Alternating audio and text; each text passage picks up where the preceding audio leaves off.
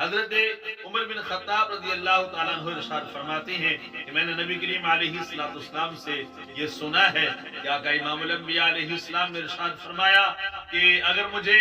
اپنے بعد تمہارے تغیر احوال کا خطرہ نہ ہوتا تو میں تمہیں 4 باتوں کا حکم ارشاد فرماتا کہ 4 شخص ایسے ہیں جن کو جنت کی خوشخبری سنا دو، جن کو جنتی ہونے کی گواہی دے دو۔ عرض کی کہ حضور وہ کون سے لوگ ہیں؟ آقا امام الانبیاء علیہ السلام نے فرمایا کہ پہلے وہ عورت جو رب کائنات کی رضا کے لیے اپنے شوہر کو مہر معاف کر دے اور شوہر اس پر راضی ہو جائے، اور فرمایا دوسرا وہ بندہ جو بڑا عیالدار ہو، اس کا کنبہ زیادہ ہو، کھانے والے زیادہ ہوں، اور وہ حلال کی کمائی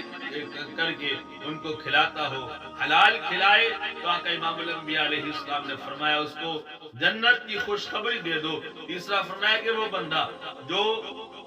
گناہ کرنے کے بعد گناہ سے توبہ کر لیتا ہے، لیکن توبہ اس قدر کرتا ہے کہ توبہ کرنے کے بعد دوبارہ اس کا گناہ کی طرف پلٹنا اتنا ناممکن ہو جائے، اتنا مشکل ہو جائے کہ آقا امام الانبیاء علیہ السلام نے ایک مقام پر مثال بیان فرمائی ہے، جس طرح ہم جانور کے تھنوں سے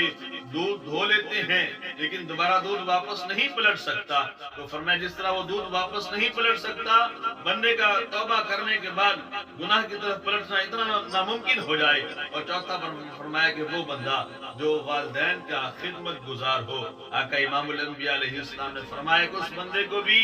جنت کی خوشخبری سنا دو تو دنیا میں رہتے ہوئے اس کے والدین اس کے بعد دونوں یا دونوں میں سے ایک حیات ہوں اور ان کی خدمت کرتا ہو، ان کا خدمت گزار ہو۔ نبیوں کے امام نے فرمایا، تاجدار ختم نبوت، تاجدار ختم معصومیت نے ارشاد فرمایا کہ اس بندے کو جنت کی خوشخبری سنا دو۔ اللہ کریم ہم سب کو اس پہ عمل کرنے کی توفیق عطا فرمائے۔